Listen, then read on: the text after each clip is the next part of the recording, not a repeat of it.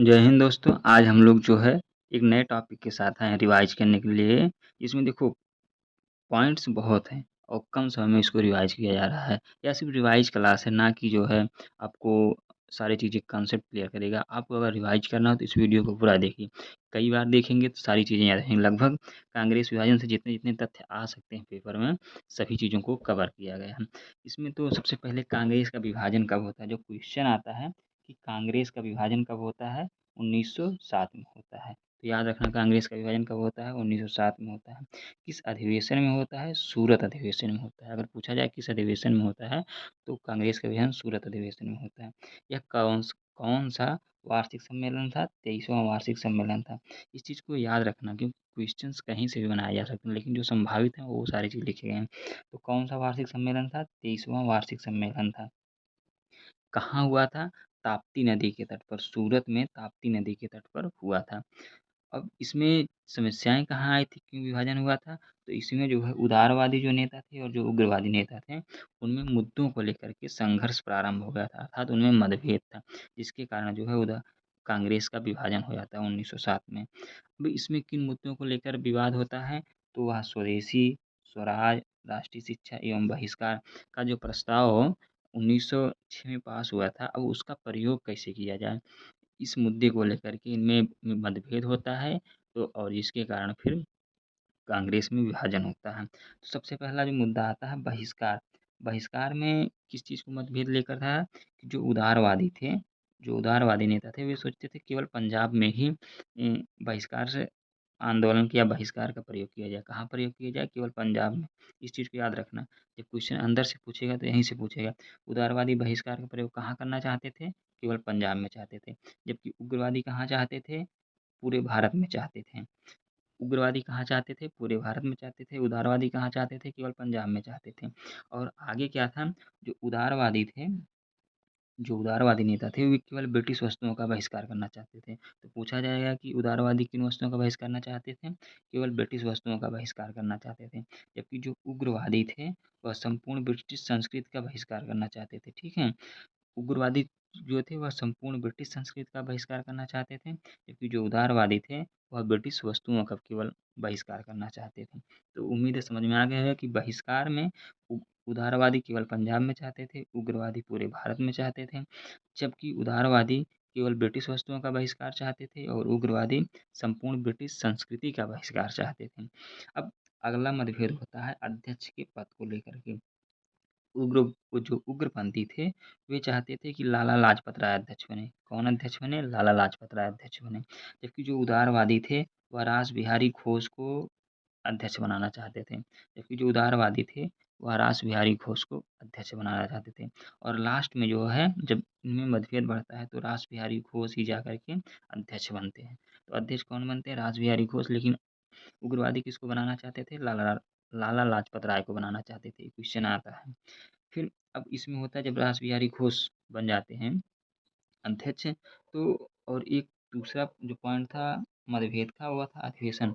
पहले अधिवेशन जो नागपुर में होने वाला था, अधिवेशन कहाँ होने वाला था? नागपुर में होने वाला था। नागपुर को जैसा कहा जाता है कि यह उग्रवादियों का यहाँ प्रभुत्व अधिक था। जबकि अधिवेशन को जो है सूरत स्थानांतरित कर दिया गया। कहाँ स्थानांतरित कर दिया गया? सूरत स्थानांतरित कर दिया गया। किसके प्रभाव के कारण? उदारवादियों के प्रभाव के कारण, क्योंकि सूरत में उदारवादियों का प्रभुत्व था। तो अधिवेशन नागपुर में होने वाला था, लेकिन इसको सूरत में स्थानांतरित कर दिया गया। ठीक है? और अगला मतभेद जो था, वह कार्य पद्धति को लेकर के था। क्योंकि जो उग्रपंथी थे, वे हिंसक चीज़ों में विश्वास करते थे। जो उदारवादी थे, नॉर्मल चीज़ों से, शांति से सारी चीज़ें हो जाएँ, हिंसा ना करना पड़े, इन सारी चीज़ों में विश्वास करते थे। तो ये सारे मुद्दे, जैसे बहिष्कार हो गया, अध्यक्ष का पद को लेकर हो गया, अधिवेशन हो गया, कार्य पद्धति को लेकर, इन सब में मतभेद था।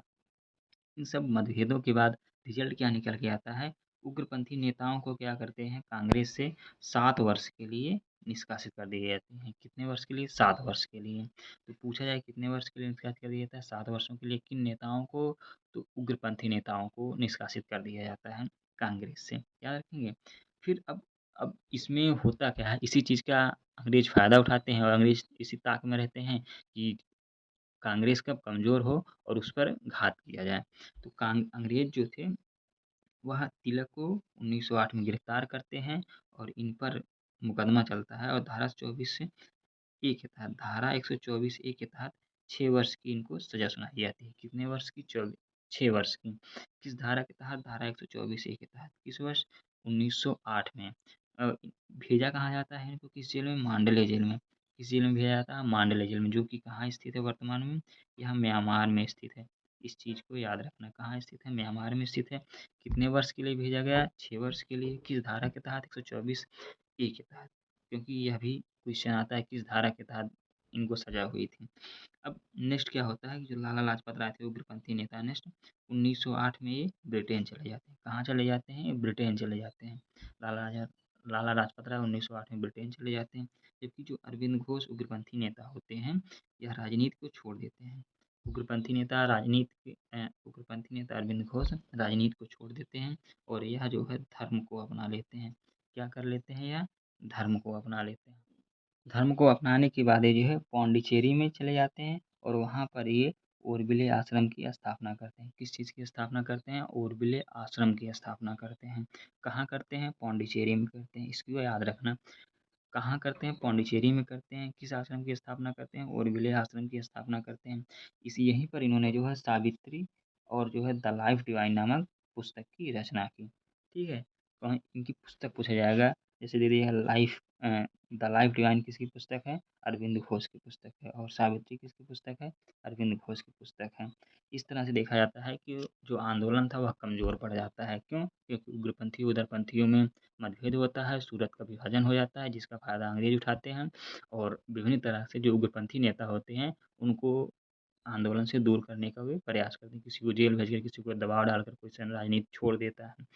इसके पहले ही जब विभाजन हो रहा था, तभी गोखले ने जो है कह दिया था कि अगर कांग्रेस में विभाजन होता है, उसका मतलब विनाश होगा। तो गोखले ने क्या कहा था? विभाजन का मतलब विनाश होगा। विभाजन का मतलब विनाश होगा किसने कहा था? गोखले ने कहा था। उम्मीद है इसको जब 2-3 बार आप वीडियो देखेंगे, तो अच्छा लगेगा और याद भी हो जाएगा।